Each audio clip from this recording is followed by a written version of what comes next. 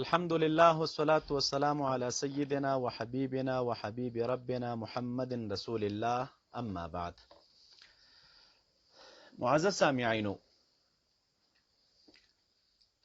د صوفیه کرامو سما د هغې رقص چې کم د وجد لاندې داخل وي. یو خبره زه تاسو ناظرینو رونو ته کوم او بیا د دیوبند علماو د کتابونو حوالې درته وړاندې کوم. دا زما په لاس کې چې دی د امام غزالی رحمت الله علیه احیاء علوم الدین دی، دویم جلد دی، مکتبه د رشیدیه او صفحه د 359. تاسو ورونه یو ځل د عبارت ته وګورئ، د دې وضاحت درته کومه. د لیکلی دی کتاب آداب السماع والوجد. امام غزالی رحمت الله علیه مستقل کتاب لیکلی دی، سماع او وجد. په ما خو به فتوا راکړي، یا به راته کافر ووایي، یا به مشرک راته ووایي، او یا به راته واجب القتل ووایي، یا بل زه هغې نه به پسې ورتېرېږو. خو ته دې ته لږ سوچ وکړه چې دغه فتوا ستا تنها مونږ ته ده او که نه زمونږ نه وړاندې لږ څوک نور علما او مشایخ هم تېر شوي دي او دا فتوا د هغې ته متوجه ده. دا امام غزالی رحمت الله علیه لیکلی، دلته باب لګي، الباب الاول فی اباحة السماع، الباب الثاني في آداب السماع وآثاره في القلب بالوجد وفي الجوارح بالرقص والزعق وتمزيق الثياب.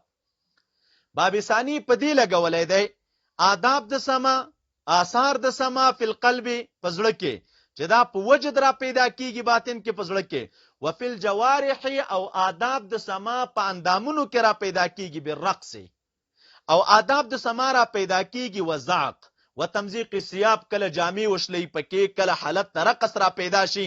دا د امام غزالی رحمت الله علیه کتاب دی دوستانو، تاسو دا واورئ. یو دا شو، وی ګورئ دلته. دویم، همدغه کتاب کې همدا صفحه ده 360، دلته عبارت تفصیل کړی دی، وی پوه شه ان السماع، سماع چې دی هو اول الامر، او دا پیدا کوي دا سما یو حالت په زړه کې چې هغه حالت ته وجد وای، او وجد چې دی پیدا کوي تحریک د اطرافو، اما بحرکت غیر موزونه، یا به دا حرکات غیر موزونه وي، دي ته اضطراب وای، یا به موزون وي، دغه موزون حرکاتو ته تصفیق وای، رقص وای. نو زه درته شروع کوم په حکم د سما باندې، او هو الاول. دا واورئ، دا د امام غزالی رحمت الله علیه کتاب دی. اوس کته دا وضاحت کې چې دا امام غزالی صاحب شافعي مذهب دی، فلان او فلان، داسې خو د احناف او حوالې به درته پیش کم دومره ډېرې چې په اورېدو باندې به تم ستړی شي او ناظرین او سامعین به هم ستړي شي. خو د ټولو نه وړاندې اکتفا کوو د حکیم الامت اشرف علي تانوي رحمت الله علیه په کتاب باندې. اوس به زه وګورم چې رښتیا د دیوبند په نوم مین یې او دیوبند خوښیږي، او که چېرته نه د دیوبند چغه چې وهي یا نور ملګري وهي، نو دا هم خلکو ته دوکه ورکول دي. ته خو مونږ ته وایي چې یاره سیفیان تقیه کوي او تقیه باز خلک دي. سیفیان تقیه نه کوي، انصافداره. د سیفیانو منشور معلوم دی، مونږ بې غیرته خلک نه یو، زمونږ غیرت معلوم دی، زمونږ د مذهب خدمت معلوم دی، زمونږ د باطل په خلاف باندې مبارزې روانې دي. دا ډیری خلک هغې وخت کې د پیل په غوږونو کې ودو چې سیفیانو د اهل باطلو سره مقابله کوله. ممکن تخپله د مناظرې د کولو خلاف وي چې سیفیان د اهل باطلو په خلاف باندې ولاړو مناظرې کولې. حضرت شیخ صاحب محترم، حقایقو نه باید سترګې پټې نه کړو او نه د ضد د وجې نه عدل پرېږدو، نه. اختلاف د هر چا په خپل ځای باندې، خو لیکن د حقایقو نه سترګې پټول نه دي پکار. موږ تقیې والا خلک نه یو، زموږ منشور، نظر، فکر معلوم دی، عالم ته معلوم دی، زموږ دیانت خلکو ته معلوم دی، اخلاق او انسانیت او سړیتوب مو خلکو ته معلوم دی، مونږ عقیده مونږ ته خپله معلومه ده، بل څوک د زموږ د عقیدې تشریح نه کوي. خو ته لږ راشه، تا ته زه دیوبند علماو حوالې پیش کومه چې دیوبند علما وجد ته په کوم نظر باندې ګوري. اشرف علي تانوي رحمت الله علیه 2 کتابه په دې موضوع لیکلي. یو دی التکشف عن مهمات التصوف، یو دا کتاب دی. دویم کتاب د دی التشرف بمعرفت احادیث التصوف، یو دا کتاب دی. نو که در سره نه حضرت شیخ صاحب محترم پیدا یې کا وی ګوره، نو ممکن چې د ډیرو خلکو د اصلاح سبب به وګرځېږي. او که در سره وي مطالعه کړی دی نه مطالعه کا، او که دې مطالعه کړی نه وي او باوجود دغه بیا هم لګي دا خبرې کوي، نو حضرت شیخ صاحب محترم الله دې وکړي چې ضد پرې دی. ضد خشی نه دی. دې ځای کې لیکلي دي یو ځای کې دی وایي 666 صفحه ده. حال وجد د خپل عنوان یې ښیی دی او عنوان دی 206 نمبر. دې ځای کې حدیث راخستی دی. دغه حدیث مبارک دی: اتیت النبی صلی الله علیه وسلم وهو یصلی ولجوفه عزیز کعزیز المرجل، یعنی یبکی. دا حدیث راخستی، لاندې د مبارک فیده لیکلې د خپله. د دې حدیث مبارک نه څه معلومه خبر را معلومیږي؟ وی کسی حالت غریبہ محمودہ کا غلبہ وجد کہلاتے ہیں. محترم شیخ صاحب د شاطبی د کتاب نه د وجد تعریف ذکر کې، ته خو لږ د شاطبی تاریخ وګوره. شاطبی څوک دی؟ په شاطبی خو خپله د وهابیت جرحه ده. نن چې ته د شاطبی د کتاب نه د وجد تعریف پیش کوې، نو د تانوي صاحب د کتاب نه ولې نه پیش کوې چې دا در سره پروت دی او ارزان هم دی؟ دا وګوره. وہ کسی حالت غریبہ محمودہ کا غلبہ وجد کہلاتا ہے. یہ حالت آپ کے اس قبیل کے تھے اور کاملین کا وجد اکثر ایسا ہی لطیف ہوتا ہے. دی لیکلی دی د کاملین وجد ام دغسی وی. کاملین وجد دغسی وی. رسول الله صلی الله علیه وسلم اکمل د کاملینو. صحابه کرام کاملین و. په دې امت کې چې کم کاملین اولیاء دي دغه وجد هم دغسی وی. جړا ور باندې راشي، سینې حرکت ور باندې راشي، دومره انداز کې وی. او دینه دا خبره معلومیږي دا بعضی خلک چې بیا وایي چې دا وجد دومره بهترین شی دی، نو په دې مشرانو پیرانو ولې نه راځي چې په دې کشرانو راځي؟ نو چونکې چې یو سړی شیخ شو، خلیفه شو او په دې لاره کې مقتدا شو، هغه د جملې د کاملینو نه وي او د کاملینو وجد همدغسې وي. بیا یې لیکلي دي، لاندې بیا لیکلي دي: ویسواقا تمزیقی سیاب وغیره نهی ہوتا. د کاملینو وجد دغسې نه وي، د کامل په مقابل کې ناقص راځي. ناقص نه معنا یعنی چې څوک په تصوف کې مرتبه د کمال ته نه دی رسیدلی، یا مبتدی دی یا متوسط دی وغیره، دغه جذب داسې نه دی. وې دغه جذب څه شی وي؟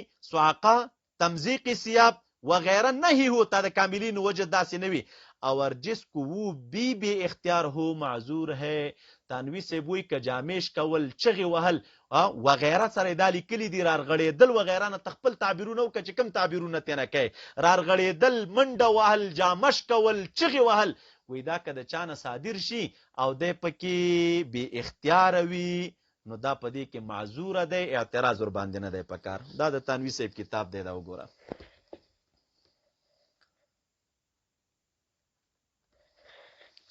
امدا کتاب د تانوي صاحب دی. زه به درته صرف صفحات او حوالې وایم، تی ځان سره نوټ کا. 691 صفحه د همدې تکشف ده، د جذب اثبات یې کړی. 494 صفحه د جذب اثبات یې کړی. 520 صفحه د جذب اثبات یې کړی. 528 صفحه د جذب اثبات یې کړی. او بیا 688 صفحه ده، په دې کې د جذب اثبات کړی. هم دا مسایل په کې لیکلي دي. الله تعالی دې وکړي چې دوستان یې وګوري او مطالعه یې کړي او تاسو خپل وګورئ. دویم کتاب د تانوي صاحب زما په لاس کې دی، التشرف د حکیم الامت کتاب دی. کوم بریلی مولام نه دی لیکلی، کوم سیفي مولام نه دی لیکلی. شیخ صاحب محترم اشرف علي تانوي صاحب لیکلی چې نوم سره هر څوک اشنایان دي، هر څوک پیژني، او ته ورته د احترام په نظر ګوري او موږ هم ورته د احترام په نظر باندې ګورو. په دې کتاب کې صفحه ده 88. هغه حدیث راخسته د جعفر رضی الله عنه چې نبی علیہ السلام دته فرمایلی چې اشبه خلقی و خلقی، ته ما سره په اخلاقو کې مشابه او په خلق کې را سره مشابه. نو الته لیکلی دي چې د مبارک حجل وکم. لاندې د دې زینا وضاحت کو. د اشرف علي تانوي صاحب ته خپل وضاحت کړی دی. د مبارک کوئی فائدہ اس حدیث سے اصل ہے، اس حدیث میں اصل ہے اہل وجد کے رقص. و په دغه حدیث مبارک کې اصل دی او دلیل دی د اهل وجد د رقص د پاره، چې اهل وجد رقص کوي د اغوی د پاره، وای پکې دلیل دی. راشه ورپسې جو فرح یا شوق کی غلبه سے ہوتا ہے. هغه وجد چې د فرح او د شوق د غلبې نه را پیدا کیږي، اگر چې وو غلبه به اختیاری سے نه هو. اگر کدا غلبه وي د به اختیاری نه نوي، خو چې خوشحالي را پیدا شوله او سالک باندې حالت در رقص راغی، و دې حدیث مبارک کې دغه دلیل دی. اس کو تواجد کہتے ہیں. ولی وی کیونکہ حیات مذکورہ حدیث اختیار سے ته وی دا کوم حیات چې په حدیث مبارک کې ذکر شو دا وی د صحابو نه غیر اختیاري عمل نو اختیاري عمل و وی کې یو سالک را لګیږي اختیارن رقص کوي اختیارن تواجد کوي وی دی حدیث مبارک کې د دغه سالک د پاره د دې کړنې دلیل دی وی خو شرط دا دی بشرطی کې کسی غرض فاسد ریا وغیرہ سے نه هو په دې شرط باندې چې دا سالک ریا غرض نه وي کمبل غرض فاسد غرض نه وي مقصود څه شی وي تشبوه بالصالحین وی په دې حدیث مبارک کې د صوفیه کرامو د جذب د پاره او د دوی جذب نه تنها د رقص او د تواجد د پاره دلیل دی محترم شیخ صاحب دا وګوره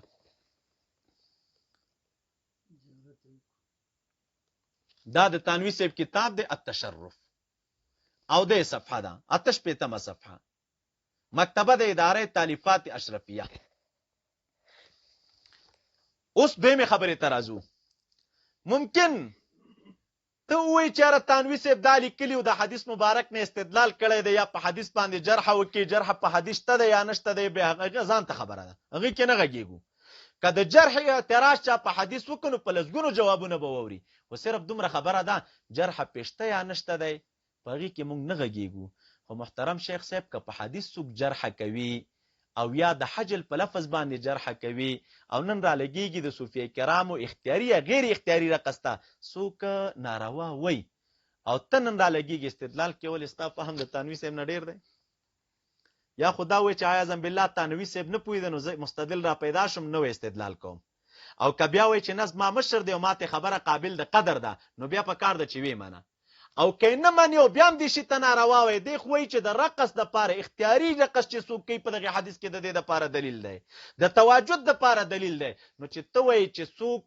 رقص کوي په مساجدو کې هغه زنديق دی مردود شهادت دی چې اشرف علي تنوی صاحب د دې شي د پاره دلیل پیش کړي نو دا فتوا په اشرف علي تنوی صاحب لګي چې دا زنديق دی یا رضا تنر شبسته په اشرف علي تنوی صاحب باندې ولګوا مونږ به وی چې رسړی رښتیا حق پرستی کوي اشرف علي تنوی صاحب ته مردود شهادت وای چې د مردود شهادت ته شهادت نه قبليږي اشرف علي تنوی صاحب ته به سړیتوب انسان وای نه سړیتوب هم پکيو مقبول شهادت مو زنديقم نو د خدای تعالی ولی و والله تعالی دې زمونږ استادو د باطن عینات لري کی والله تعالی دې زمونږ استادو د سترګونه د حسد چشمه لري کی دا سې لزګونه حواله بنور درته وخم ان شاء الله تفصیل به هم درته وایم خو ملګری دې دا ځان سره ولي کی او دا دې ځان سره نوٹ کی د دې کتاب آتش پیتمه صفحه ده وش پیتمه صفحه ده یو 50مه صفحه ده یو سلسلور نویمه صفحه ده 201 صفحه ده یو سل اتیایمه صفحه ده 355 صفحه ده په دې ټولو کې د وجد او د تواجد د صوفیه کرام وضاحت کړی دی ان تر دې د حواله به ان شاء الله ورستو درته وایم تفصیلا دیم په کې لیکلي ک په وجد کې وسوک مرشي نو هم معذور دی کچا باندې دا کیفیت راغی راتواری شو مرشه پکې نو دی معذور دی خلاصه دا د دوستانو د دیوبند علماء دینه بعد هغه کچرته د مخکنو فقهاو د کتابونو عبارتونه پیش کړل دوغې د کتابونو نه به جوابات ووري او کچرته نو خیر دی راشه لګ دیوبند ترا کوشه لګ د دیوبند علماو د دیوبند چغې چې سبب بیګا شاګردانو ته وای راځه د دوی په دې کتابونو باندې به فیصله وکړو د حکیم علمت په کتابونو به فیصله وکړو تذکرۃ الرشید باندې به فیصله وکړو نور چې کوم علما دي دغه په کتابونو باندې به فیصله وکړو دی وخت کې د دیوبندیت ولې پرې خو ده څنګه د دیوبندیت نه کرکه پیدا شو دا د تنوی سیم نوم د څنګه اوس نه خوخیږي چې په خلی باندې نه اخلي خو په کار د دې وخت کې تنوی صاحب کتاب را لاسته کې او وای چې د صوفیه کرامو د وجد او د رقص په باره کې دوی سوي معزز سامعینو اخیری خلاصه د خبره مې ده د حضرت شیخ صاحب رحمه الله ونور الله مرقده الشریف دغه بیانونه به تاسو اوریدلی وي هغه مبارک چې د وجد او د تواجد تفصیل کو هغه بلیکل وجد خو غیر اختیاري عمل دی تواجد دا چون کې باب تفاعل دی او اختیار پکې وي هغه مبارک به فرمایل چې د تواجد منقائل یو خدایي د پاره شرایط دي وجد خبره خو غیر اختیاري ده د تواجد د پاره شرایط دي مبارک به فرمایل چې په مسجد کې نیوي دا شرط په ورته ذکر کو د مشایخ په مخ کې نیوي د خلکو په مخ کې نیوي ول احتمال د ریا پکې ده مطلقاً د تواجد قائل مونږ نه یو او نه د اختیاري رقصونو قائل یو اکه د وجد په زمن کې راغی غزان ته خبره ده خو محترم از مونږ نظر دغه شی دی او تنوی صاحب د اختیاري او د غیر اختیاري دوه قائل دی که اختیاري جذب هم قائل دی او که غیر اختیاري جذب هم قائل دی نو الله دی وکي چې د تنوی رحمت الله علیه کتابونه وګوري په ذوق سره بیا به دغه نه بعد فیصله کوو چې مردود شهادت څوک دی او مقبول شهادت څوک دی السلام علیکم ورحمت الله وبرکاته